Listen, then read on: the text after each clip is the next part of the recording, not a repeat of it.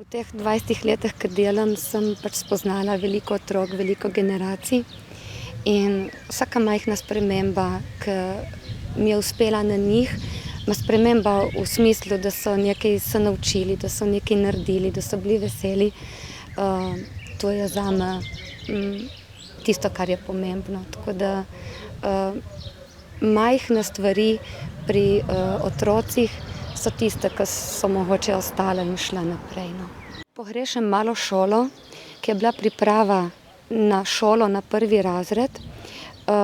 Kot sem že rekla, ti otroci so sposobni se vsega naučiti, ampak jemljemo jim čas za igro, čas za sprehode, jih nimamo več toliko, kot smo jih imeli enkrat v mali šoli.